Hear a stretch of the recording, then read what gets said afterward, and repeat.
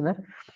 Porque como isso está muito dentro do interior da teoria, eu não quero ficar usando os itens que eu coloquei ali, porque é só para, né? Ali os espíritos que ditaram, Kardec vai falar sobre isso, né? Quando os espíritos vierem e disseram alguma coisa, eles vão ter que explicar por que estão modificando algo que eles disseram diferente. Isso é um problemão que também as pessoas não param para pensar. Ah, mas o André Luiz veio e disse tal coisa. Mas e ele explicou por quê? Ninguém questionou ele para explicar por que ele está propondo algo diferente de Kardec. Então, o espírito dita alguma coisa e simplesmente porque ele ditou, a gente acha que isso vai servir para modificar, né? Ali o exagero em rejeitar novidades. Há esse exagero na teoria kardeciana, e aqui esse exagero é algo bom, tá? Não é algo pejorativo aqui. Eu coloquei por gosto. Eu estou estudando isso agora para o próximo vídeo que eu vou gravar lá do próximo vídeo que eu vou gravar lá essa semana para o nosso Lar Segundo Espiritismo, em que eu mostro um texto de Kardec falando isso, para as pessoas às vezes acham que eu inventei isso. Tem vários trechos, tanto na revista, quanto no Livro dos Médiuns, na Viagem Espírita, na Gênese. Eu vou mostrar textos que Kardec mostra que é preferível pecar pelo excesso de rigor em aceitar novidades.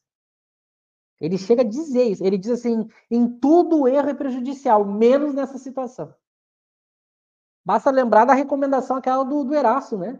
De rejeitar 10 verdades para não aceitar uma mentira. Então, todas as vezes, eu estou reunindo textos assim, porque eu vou colocar lá no outro projeto. Todas as vezes que Kardec e os espíritos vão falar sobre alterações na doutrina espírita, eles sempre vão falar desse exagero. Sempre. Kardec, quando ele vai falar do uso da razão, ele fala o uso severo da razão. Ele sempre coloca um adjetivo a mais. Nunca é só. Ele fala sempre nesse sentido de exagerar na prudência. E o próprio Erasto vai coroar isso com essa frase que eu citei, né? E algo que se perdeu no movimento espírita. Hoje a gente exagera para aceitar a novidade. A gente é caridoso com a novidade. Então a gente foi para o outro extremo. O extremo de a gente fica tentando salvar a novidade, sendo que a gente devia criar problemas para a novidade. É como se fosse um método de proteção da teoria. Que Kardec vai tratar disso. Vai tratar disso, até para não ficar muito só no Michel falou, eu tenho anotado aqui um dos lugares onde está isso, né? Por exemplo, Viagem Espírita de 1860, em 1862, Impressões Gerais. O texto de Kardec é assim. Isso aqui é Kardec falando. O excesso em tudo é prejudicial, mas, em semelhante caso, é preferível pecar por excesso de prudência a pecar por excesso de confiança. Kardec falando isso. Então eu vou tratar isso lá no nosso Lar Segundo Espiritismo para mostrar que é um dos critérios que quase não se trata no movimento espírita. Por exemplo, esse é um dos critérios que aquele autor que defende colônias, ele peca. O que ele faz? Ele reclama no livro dele dos espíritas que só querem ficar com Kardec e não abrem a cabeça para ideias novas. Ele reclama, mas ele reclama esquecendo que é um princípio do próprio espiritismo. Qual o princípio? De a gente exagerar na prudência. É preferível exagerar na prudência. Mas a gente faz o contrário, a gente é exagerado na confiança. Ah, mas é que aqui o espírito quis dizer, mas não tá bom. Não serve. Era nesse nível mesmo. Por isso que era uma doutrina que não entrava nenhuma fagulha de algo ruim. Porque Kardec era muito rigoroso. E a gente perdeu isso. Hoje em dia é completamente o contrário. Hoje é um excesso para aceitar a novidade. Mas eu gosto de citar isso porque quase ninguém fala e às vezes as pessoas acham que eu invento isso.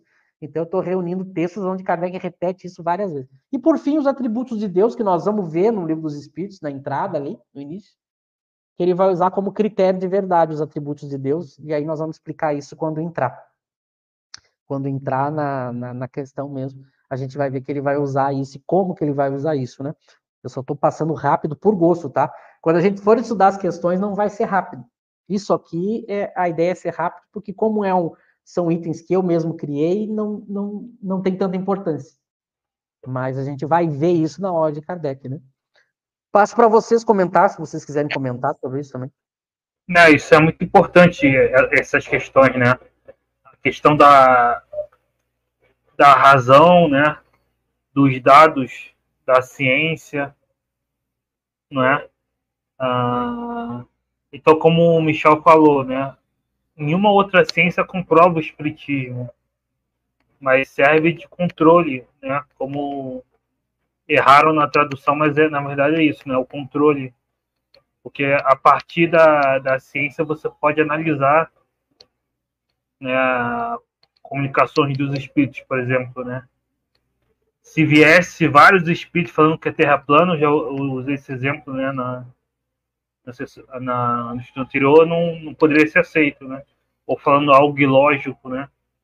Falando que 1 mais 1 igual a 10, por exemplo. Então, antes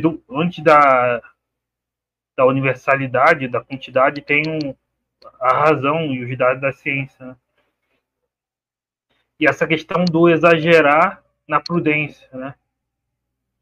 Na virtude da prudência, né? Então, Kardec tem uma postura conservadora nesse sentido de prudência, né? Ele peca pela prudência, é melhor pecar pela prudência do que pecar pela empolgação, né? Do novidadismo, enfim. E a questão dos atributos de Deus é muito interessante, né? Na Gênesis, Kardec vai falar disso, que Kardec usa os atributos de Deus como um critério epistemológico. Então, por exemplo, o mais fácil de entender, né? A questão do inferno. Por que ele vai rejeitar um dos motivos e aceitar a reencarnação, né? Porque a ideia de inferno vai contra a infinita bondade de Deus, né? Lembrando que os atributos de Deus são em grau infinito, né? Então ele argumenta lá no céu e inferno também. Se os atributos de Deus são em grau infinito, e Deus é infinitamente bom e justo, né? Não pode ter nenhum pingo de vingança, né? Ele usa até a questão, se algo é infinitamente branco, não pode ter um pingo de preto ali. Então, nesse sentido, ele usa os atributos de Deus e aí ele chega à conclusão, né? A reencarnação é muito mais compatível com a justiça, com a bondade de Deus. Então, esse critério também é muito importante para entender o método de Kardec, né? Não que Kardec parta da ideia de Deus inicialmente, né? Mas ele chega a essa ideia através dos espíritos e aí isso serve como um critério, né? E o simples fato, bom, nós estamos mexendo com seres que são ocultos, né, seres invisíveis, por assim dizer, e só por esse motivo a própria lógica já nos diz, cuidado, porque nós não sabemos com quem estamos lidando. Esse é o primeiro ponto. Mas a ideia de que ser bonzinho, né, falar no bem, praticar o bem, tal, nós estamos, então, protegidos pelos bons espíritos. Isso é uma teoria do movimento espírita, né? Quando você vai no capítulo das obsessões, salvo engano, capítulo 23, no livro dos médiuns, é um dos pontos onde vai ser tocado, que é aquilo que o espírito usa, o espírito mal intencionado, como meio de enganar, falar de Deus, de caridade, de Jesus, de Maria, né? Aquelas coisas todas que a gente está acostumado a ver. E que dentro de tudo isso vai embutido sistemas estranhos, né? Mas veja, espíritos astuciosos usam esse meio, e Kardec, você citou, por exemplo, viagem espírita, mas Kardec, em vários momentos, chama atenção sobre ter usar a razão, usar de todo o critério, né, mais severo possível, porque a gente não sabe com quem está lidando, né? Há médios que estão mistificados e há grupos também mistificados. Então, veja, não podemos jamais aceitar porque veio de um determinado grupo ou de um determinado médium. A melhor coisa foi dita agora, lógica, né, o Espiritismo